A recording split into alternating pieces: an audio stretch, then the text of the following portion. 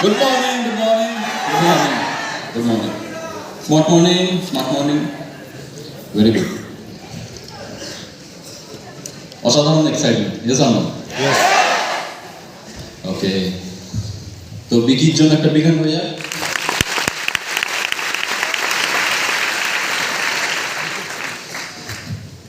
হল এক্সাইটমেন্টে ফেটে পড়ছে পুরো। তো এক্সাইটমেন্টটা ফার্স্ট টু লাস্ট একদম স্টার্টিং থেকে লাস্ট অবধি চলে। Wonderful wonderful. তো বেসিক্যালি ফার্স্ট টাইম কে আমার ট্রেনিং পাচ্ছে হলে ফার্স্ট টাইম। আরে বাপ রে, এতজন!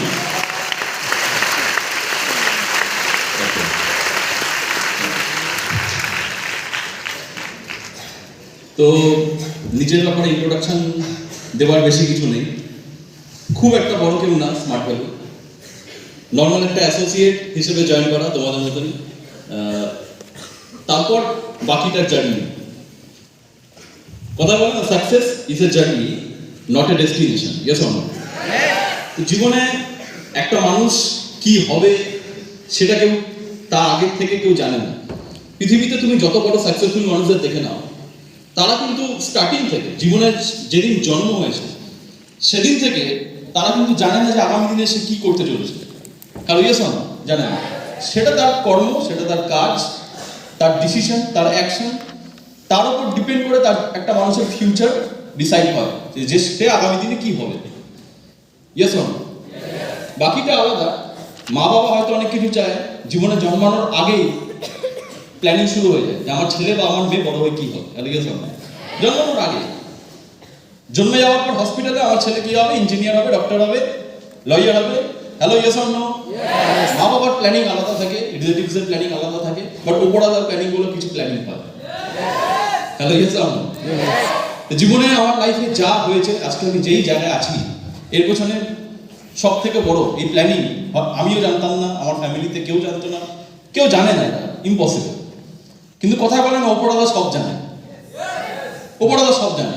একটা মানুষ যদি জীবনে অনেস্ট হয়, একটা মানুষ যদি জীবনে ইন্টেনশন ভালো হয়, সে যদি ইন্টেনশনালি একটা মানুষের ভালো করার জন্য কাজ করে, জীবনে সে খুব ভালো মানুষ হয়। উপরালা তার প্ল্যানিং 100% করে, আমাদের থেকে বেটার প্ল্যানিং উপরালা করে, আর সে তাকে আগামী দিনে প্রপার ডেস্টিনেশনে পৌঁছে দেওয়ার দায়িত্ব উপরালার থাকে। তো জীবনে আমি যা করেছি, যা হয়েছে, এর পেছনে আমার কোনো কৃতিত্ব নেই, কোনো ক্রেডিট নেই। এটা হয়তো তুমি বলছো দাদা বলছো তুমি, বাট এটা আমি মন থেকে বলছি, মন থেকে মানি, মন থেকে বলছি, এখনো মন থেকে এই জিনিসটাকে আমি বিলিভ করি। হ্যালো, তো বেসিক্যালি ট্রেনিং এটা একটা বিশাল বড় subject, smart value huge subject. Training subject একদিন, দুদিন, 3 দিন, 4 দিনের সাবজেক্ট না। যে এই বিজনেসে ভালো করে জানবে, আজকে এখানে হলে বসে থাকা অনেক ছেলে মেয়ে আছে, তাদের হয়তো এজ অত না যত আগের থেকে স্মার্ট ভ্যালু ভারতবর্ষে বিজনেস করছে। near about 23 years, not a matter of joke। 23টা বছর ভারতবর্ষের মতো জায়গায় একটা সাবজেক্ট নিয়ে বিজনেস করা not a matter of joke. 23 বছর আমি এমন কোন সাবজেক্ট নিয়ে বিজনেস করছি যে সাবজেক্টটা দিয়ে মানুষের ভালো হয়। পৃথিবীতে কোন সাবজেক্ট আছে যে তুমি ভালো জিনিস করবে মানুষের, হ্যাঁ, আর ওটা খুব ইজিলি বিজনেস হবে না? তুমি রাস্তার ধারে কোথাও কয়েক লাখ টাকা দিয়ে মদের দোকান খুলে বসো, চলবে। হ্যালো, মানুষের সাইকোলজি এটা। একটা মানুষই যে জানে না যে মদ খেলে লিভার খারাপ হয় না, সবাই। গুটকার প্যাকেটে লেখা আছে টোব্যাকো ইজ ক্যান্সারাস। ভালো এসব লেখা আছে কি নেই? টোব্যাকো ইজ ক্যান্সারাস লেখা আছে, ছবি দেওয়া আছে, ডেঞ্জারাস ছবি দেওয়া আছে। মানে ছবি দেখলে মানে কি বলবো, ভয় লাগে। হ্যালো, এসব না। তুমি সিনেমা হলে যাবে, সিনেমা চলছে, যে কোনো সিনেমা চলছে, সিনেমাতে কোনো হিরো স্মোকিং করছে, ড্রিঙ্কিং করছে, নিচে লেখা আছে smoking is injurious to health, লেখা আছে। আছে কি আছে? আছে।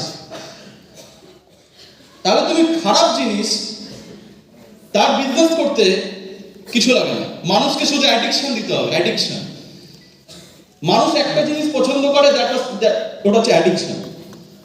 তুমি একটা মানুষকে কত বেশি অ্যাডিক্টেড বানাতে পারছো, যে একটা মানুষকে যত বেশি বিজনেসম্যান যত বেশি অ্যাডিক্টেড বানাতে পারবে, সে তত বেশি পয়সা কামাবে। অ্যাডিকশন নিয়ে বিজনেস করা বিশাল বড় বিজনেস। মদ লোক কেন খায়? Kick, addiction. Hello, yes or no? একদিন খেলো, পরের দিন কিক পাচ্ছে, আজকে কিক পেলো, পরের দিন আবার কিক চাই, আবার খাচ্ছে। Hello yes or no? Kick চাই। Gutka, smoking, bidi, hello yes or no? কি খতরনাক খতরনাক অ্যাডিকশন মানুষের। খৈনি, কেউ কাশি সিরাপ দিয়ে অ্যাডিকশন করে। পৃথিবীতে সবকিছু দিয়ে অ্যাডিকশন হয়। তো যে যত বেশি মানুষকে অ্যাডিক্টেড বানাতে পারবে এই জগতে 21st সেঞ্চুরিতে দাঁড়িয়ে, সে তত বেশি বিজনেস করবে, আর তার বিজনেস তত বেশি চলবে। যার জন্য মদের দোকানে কোনোদিন তুমি খালি দেখবে না। ঠিক বলছি? ড্রাই ডে মানে যেদিন মদের দোকান বন্ধ, লোক তার আগের দিন গিয়ে ভিড় করে মদের দোকানে। Hello yes or no? একটা জায়গায় একদিন বন্ধ তো 4টে বোতল কিনে নিয়ে যায়। হ্যালো, বলতে পারছি না? বলতে পারছি না ভাই, একদিন বন্ধ, তুই একটা এক্সট্রা কিন না, 4টে কিনবে এক্সট্রা।